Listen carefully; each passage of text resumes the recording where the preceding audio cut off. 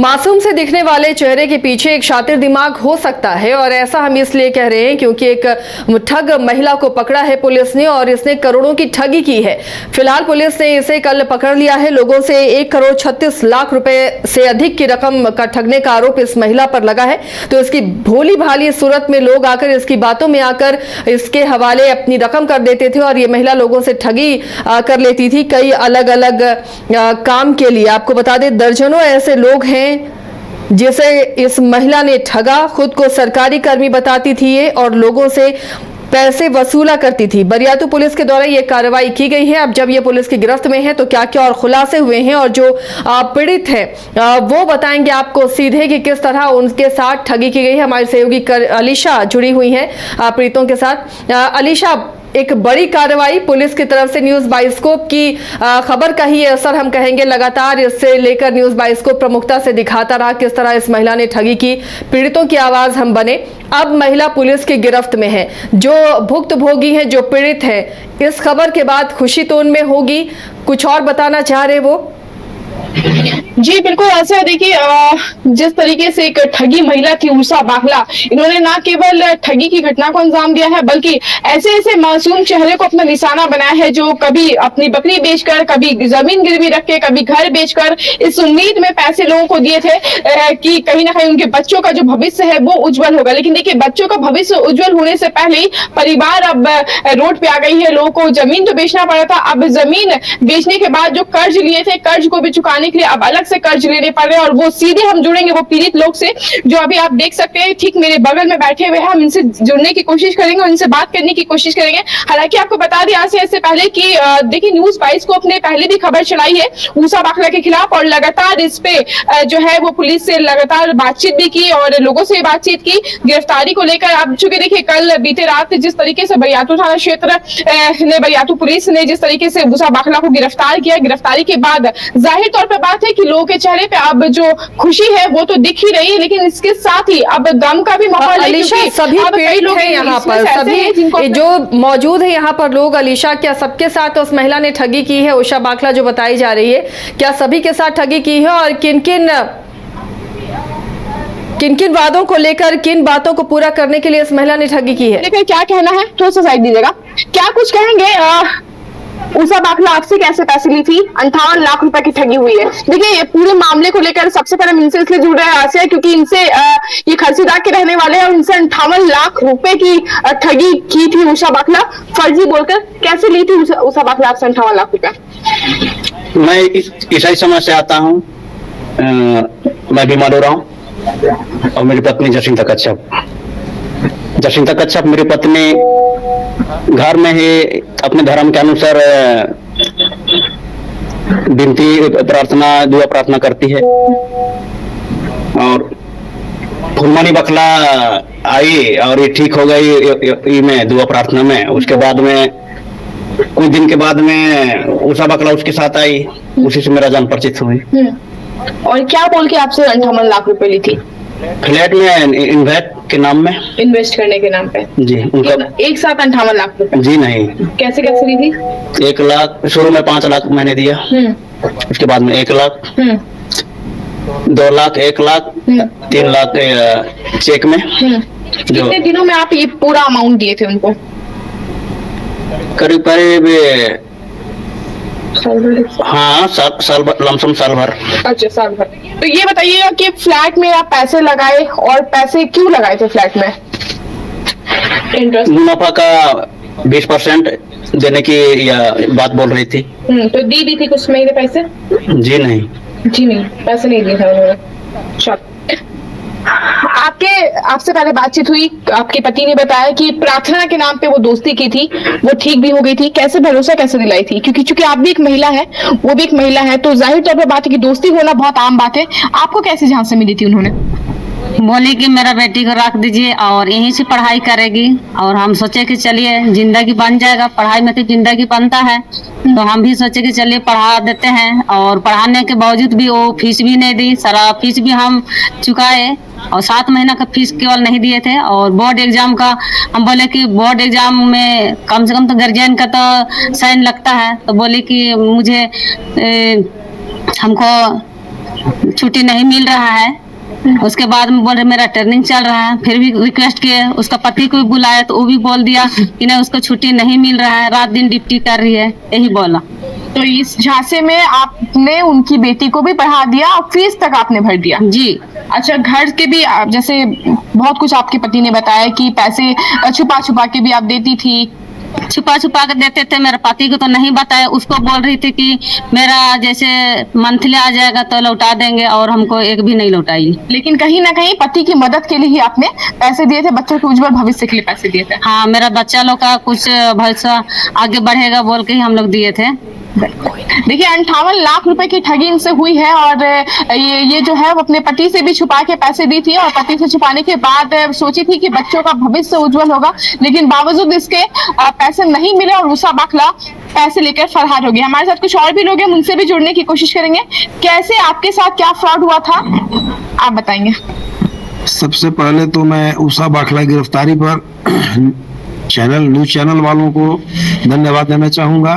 Police प्रशासन जो इसमें सहयोग किए, गिरफ्तार किए और उसको जेल भेजे, उनको मैं धन्यवाद देना चाहूँगा। अपने वरीय पुलिस अधीक्षक महोदय को मैं धन्यवाद देना चाहूँगा कि उसकी गिरफ्तारी अतिशीघ्र हुई। इसमें सबसे बड़ा सहयोग रहा हमारे वरीय पुलिस अधीक्षक महोदय का। रही बात, ठग तो है ही वो, लेकिन मैं आज आपके चैनल से ये भी कहना चाहूंगा कि उसके साथ कोई जो गिरोह काम कर रहा है, उस गिरोह की भी गिरफ्तारी होनी चाहिए।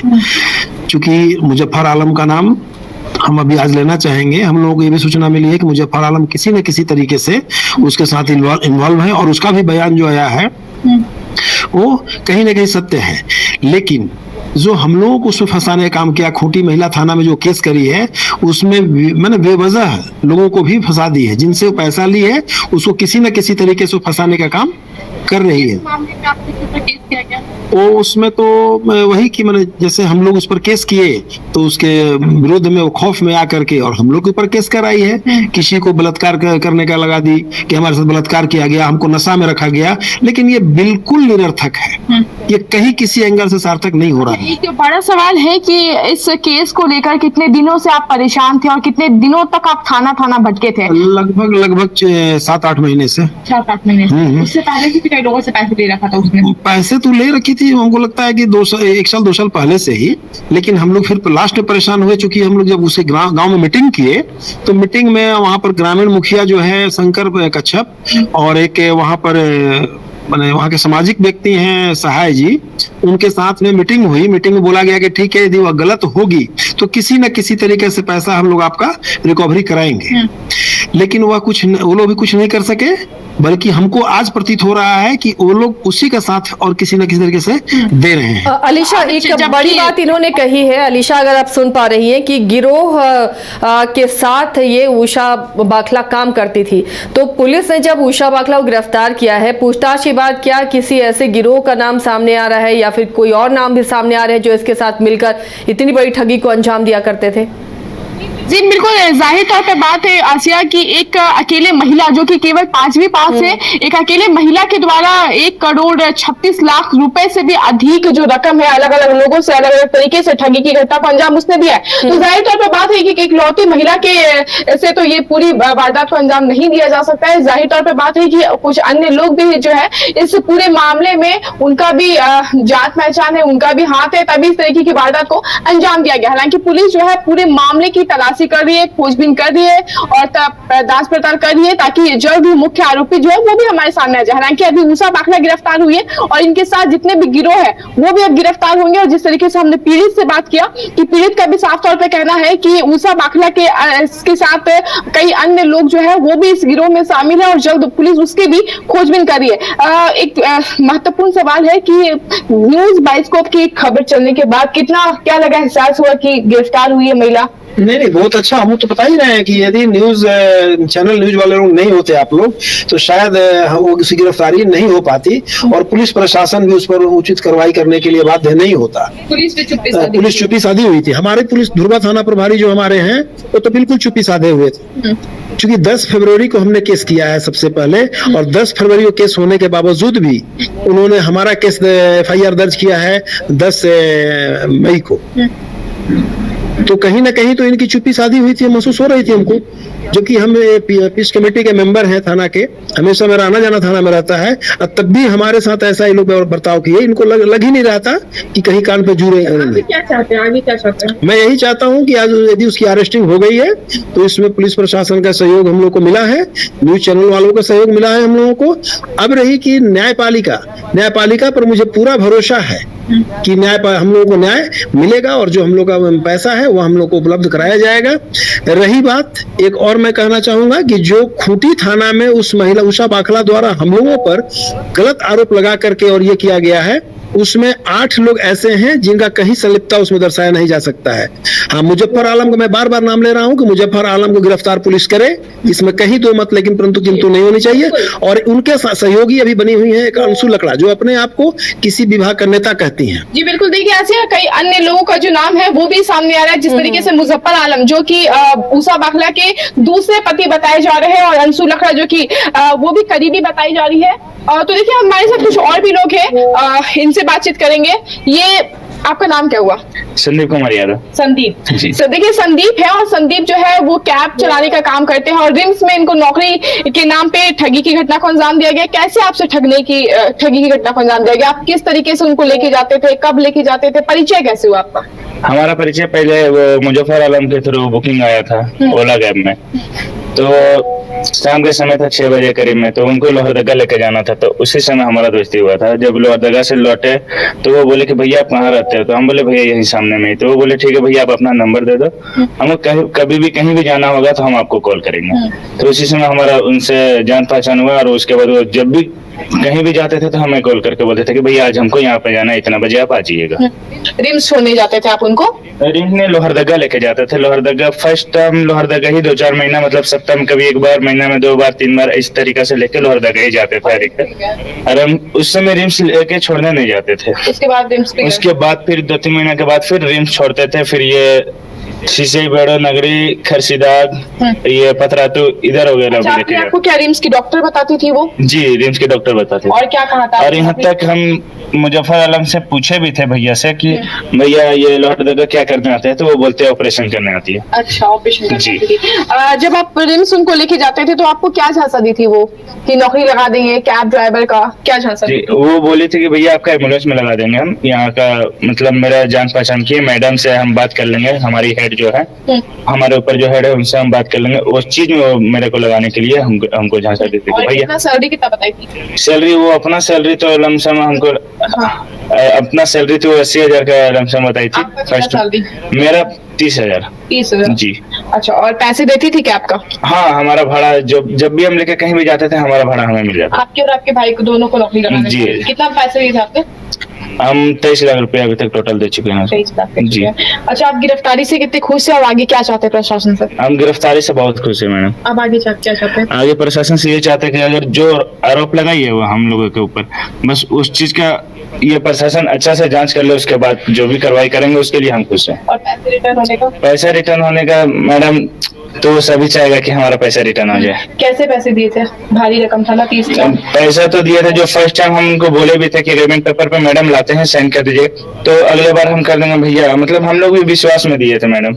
तब भी उतना विश्वास नहीं हुआ, इसीलिए हम 2 वीडियो ही बनाए थे। अगर उस तरीके का भरोसा विश्वास नहीं रहता तो हमारे पास अभी 6-7 वीडियो रहता। अच्छा, तो क्या आपने पैसे कैसे दिए थे, कहाँ से? सारा कैश पेमेंट दिए थे, वो जमीन पे? पापा अपने अकाउंट से निकाले थे, भैया अपने से लोन लेके जमीन फिर गिरवी गांव में रख के वो वहां से लाके फिर वो पैसा सारा दिया हुआ था। अब तो जमीन नहीं मिलेगा?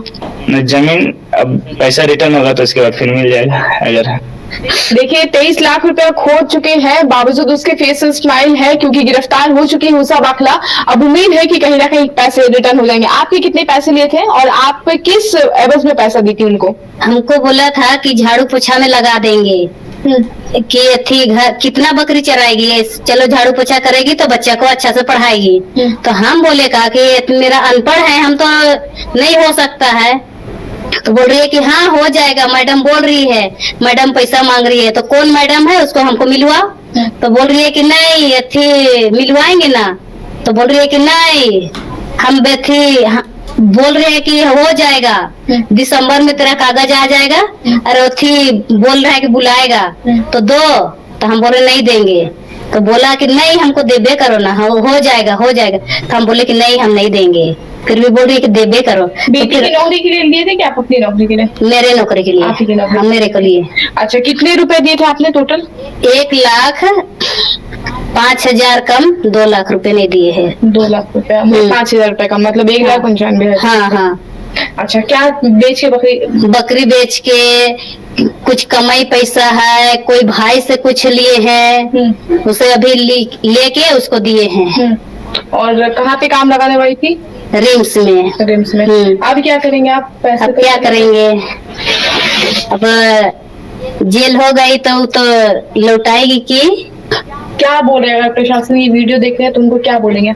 क्या बोलेंगे, देख रहे हैं तो क्या बोलेंगे? पैसे रिटर्न करने के लिए? पैसा रिटर्न करने के लिए, पैसा रिटर्न करने के लिए यार, उसका भैंसुर बोल रहा है हमको कि इसको खरीद के लाए हैं, ये हमको झगड़ा करती है। तो हम उसमें इल्जाम नहीं डाल रहे हैं कि वो हम जिससे लेन देन किए हैं उसको बोल रहे हैं कि हम तो जिसको बोलेंगे उसको तो हम पैसा लौटा बोलेंगे ना। अच्छा, ऐसे कितना कमा लेती हैं आप? अभी तो हम अपने नहीं कमाते हैं, मेरा पति केवल कमाता है, ट्रेन धोने जाता है ये हटिया। अभी कितना मिलता है उसको नहीं पता, पर 5,000 हर महीना हमको देता है।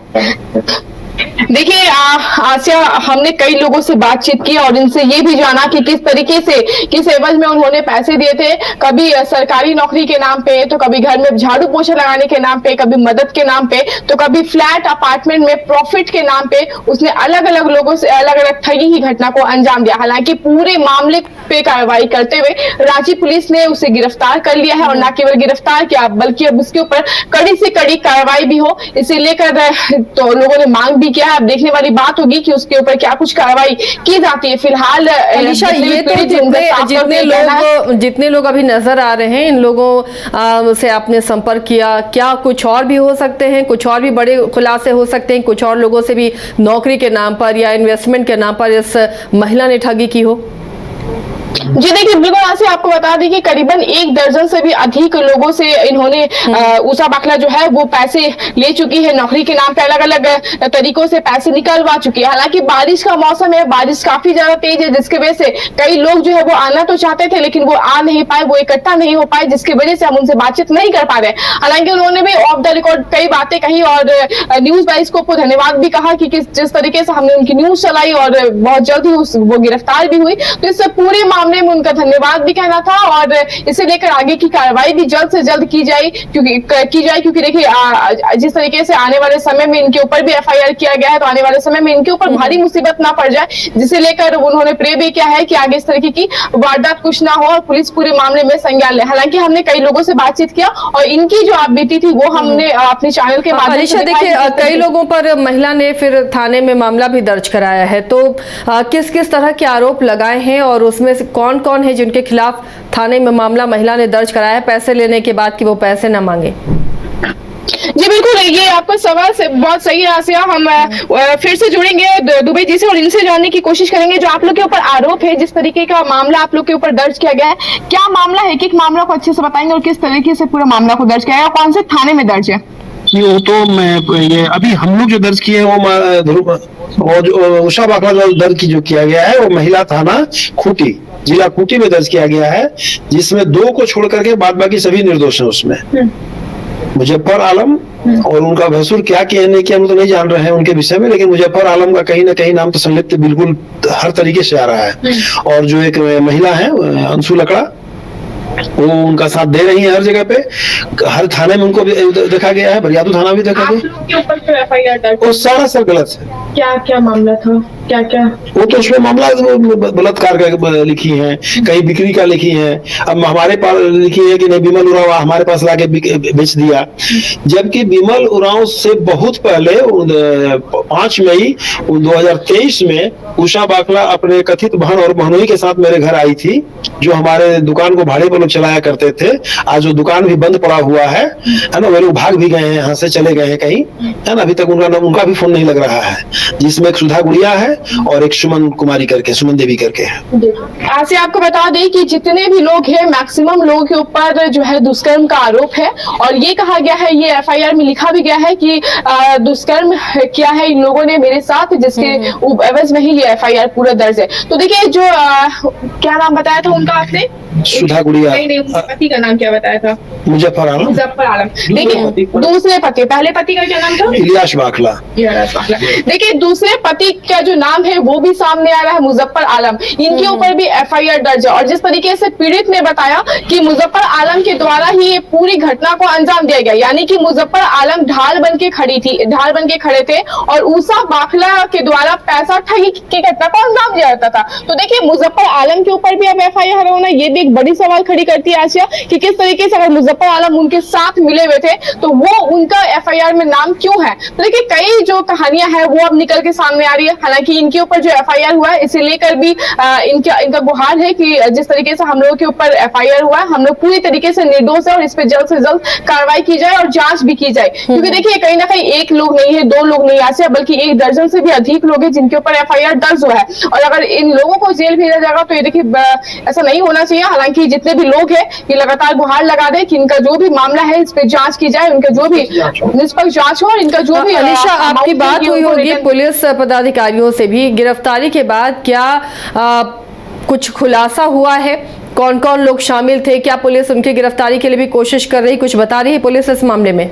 जी हाँ सर, बिल्कुल। देखिए जब हमने वरीय पुलिस अधिकारी से इस पूरे मामले पर बातचीत किया तो उनका ये साफ तौर पर कहना है कि जाहिर तौर पर बात है कि उषा बाखला जो कि 5वीं पास है और एक शामिल महिला है, तो अकेले इस पूरे गैंग में वो अकेले तो नहीं हो सकती। जाहिर तौर पर बात है कि इस पूरे मामले में कोई और भी इनके साथ है और जिस तरीके से फिजुल अंसारी का जो नाम है वो सामने आ रहा है, तो पहली कड़ी में ये लग रहा है कि फिजुल अंसारी के साथ भी जो है और भी जो लोग है इस गैंग में शामिल है। हालांकि पहली में जो है वो उषा बाखला को गिरफ्तार किया गया और मुजफ्फर आलम जो है अभी भी गिरफ्त से फरार है। तो देखने वाली बात होगी कि मुजफ्फर आलम ही है इस पूरे मास्टरमाइंड के खिलाड़ी या फिर कोई और भी इसमें संलिप्त है। हालांकि देखिए कई नाम आ रहे हैं, मुजफ्फर आलम का नाम आ रहा है, अंशु लकड़ा का नाम आ रहा है और उषा बाखला को गिरफ्तार कर लिया गया। तो देखिए कई लोग जो है इसमें शामिल है। अब देखने वाली बात होगी कि अब जांच में क्या कुछ निकल के सामने आता है। हालांकि पुलिस जो है तमाम चीजों के ऊपर जांच कर रही है और आगे की कार्रवाई चल रही है। अभी फिलहाल उषा बाखला जो है वो गिरफ्तार हुई जो कि 2-3 साल से फरार चल रही थी और रांची नहीं बल्कि रांची से अन्य जगहों से भी अलग अलग थाने क्षेत्र से उन्होंने कई मोटे रकम जो है वो अलग अलग लोगों से वसूला है, नौकरी के नाम पे, प्रॉपर्टी के नाम पे, राजभवन में नौकरी के नाम पे। तो देखने वाली बात होगी आसिया कि अब क्या कुछ बड़ी कार्रवाई निकल के सामने आती है, उषा बाखला के अलावा और कितने बड़े चेहरे खुल के सामने आते हैं आसिया। चलिए शुक्रिया अलीशा इस तमाम बातचीत के लिए। तो अभी पीड़ितों से आपकी मुलाकात हुई, पीड़ितों को आपने सुना किस तरह उषा बाखला ने ठगी की थी कई लोगों से और 1,36,00,000 से ज्यादा की रकम इसने ठगी है लोगों से, कई लोगों से इन्वेस्टमेंट के नाम पे तो किसी को नौकरी के नाम पर, और एक पूरे गिरोह होने की पीड़ित बात बता रहे हैं। और यहाँ तक कि अगर ये पैसे मांगते थे या जिस काम के लिए उन्होंने पैसे दिए हैं उसके बारे में पूछते थे तो उन्हें धमकी भी दी जाती थी, उन पर उल्टा केस कर दिया जाता था। तो आप समझ सकते हैं किस तरह ये महिला शातिर थी और किस तरह लोगों को अपने झांसे में लेकर पहले एक पारिवारिक संबंध बनाती थी और फिर लाखों करोड़ों रुपए की ठगी करती थी। गोल्ड संस्थान आपके सपनों को दे रहा नई उड़ान। पिछले 27 सालों में 18,000 से ज्यादा छात्रों ने गोल्ड संस्थान से डॉक्टर और इंजीनियर बनकर अपने सपनों को किया साकार। गोल्ड के संस्थापक और प्रबंध निदेशक विपिन सिंह और धनबाद सेंटर डायरेक्टर संजय आनंद के दूरदर्शी नेतृत्व में गोल्ड संस्थान बन चुका है मेडिकल और इंजीनियरिंग की तैयारी कर रहे लाखों छात्रों की उम्मीद और विश्वास का प्रतीक। सफलता का सबसे बड़ा दुश्मन असफलता का डर। मेरे बच्चे का रिजल्ट हुआ, ये खुशी का विषय था, बट हमारे इंस्टीट्यूट के जो बच्चे रिजल्ट कर रहे थे, जो लेवल को अचीव कर रहे थे, उनका भी रिजल्ट हुआ, ये हमारे लिए और ज्यादा खुशी की बात था। आज ही जुड़िए गोल्ड संस्थान से और अपने सपनों को दीजिए नई ऊंचाई।